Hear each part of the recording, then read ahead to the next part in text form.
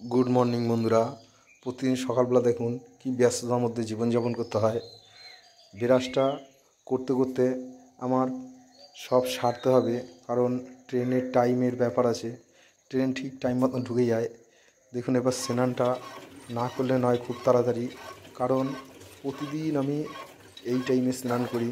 তাতে শীত বলুন, বর্ষা বলুন আর গরম বলুন, প্রতিদিন এই টাইমে স্নান করি। এখন একটু গরমের ভাব আছে বলে আপনাদের একটু বেলা মনে হচ্ছে, নয় এই টাইমটায় স্নান করি, অন্ধকার থাকে। দেখুন এখন পর্যন্ত পাখালি ডাকছে না, আমি স্নান করতে আরম্ভ করে দিয়েছি। কারণ সারাদিনের মতন যাই, স্নান এই টাইমে সেরে ফেলি। কারণ স্নান করতে আমার খুব অসুবিধা হয় না।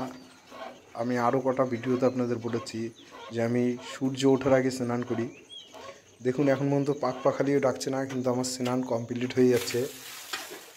আর এটা যদি আপনার শীতকাল হতো, অন্ধকার মনে হতো।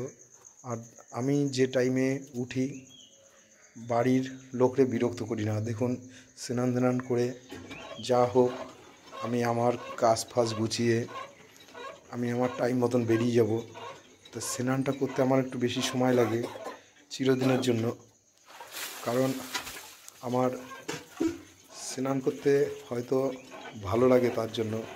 কারণ আমি সব সময়ের জন্য খাওয়া বলুন, ঘোরা বলুন, যাই বলুন, বাড়ির কাজবাজ বলুন, আমার মনে হয় স্নানটা করতেই টাইমটা বেশি লাগে।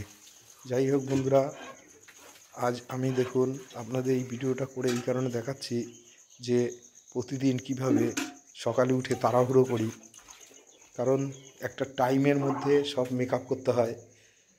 কারণ যে টাইম ট্রেনের টাইমে কার জন্য থেমে থাকবে না।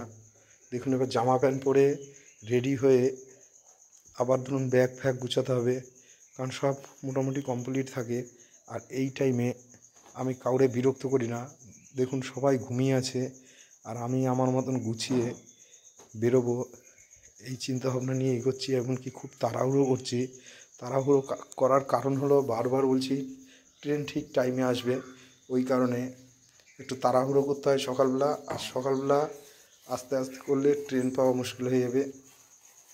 এখন আমি ব্যাগ ফ্যাগ গুছিয়ে নিচ্ছি, টিফিন গুছিয়ে নিতে হবে। তারপরে ধরুন সব কিছু জানেন তো, ব্যস্ততার মধ্যে করতে হয়। টিফিনটাও গুছিয়ে নিলাম, সব কিছু গুছিয়ে গাছিয়ে এবার দেখুন দরজাটাও খুলতে হবে, কারণ তালা দেওয়া থাকে। আর বাড়ির কাউরে বিরক্ত করি না। আমি জুতোটা পরে নিলাম। এবার জুতোটা পরে তারপরে ধরেন আবার একটু জুতোতে হাত দিয়েছি, যেহেতু একটু জলে হাত না দিলে হবে না। তা যাই হোক, আপনারা দেখতেই পাচ্ছেন সকালবেলা কী ব্যস্ততার মধ্যে। সকালে দুয়ারে জল দিলাম। তারপরে দেখুন এই যে আমার বাবার ছবিরে আমি সব সময় নমস্কার করে ঘর থেকে বেরোই।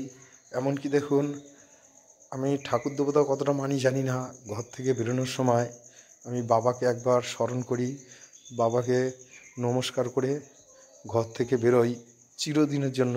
কারণ আমার বাবা ছোটোবেলায় মারা গেছে, ওই কারণে আমি বাবার প্রতি ভক্তি শ্রদ্ধা রাখি। যাই হোক বন্ধুরা, ভালো থাকবেন, সুস্থ থাকবেন, সবাইকে জানাই নমস্কার।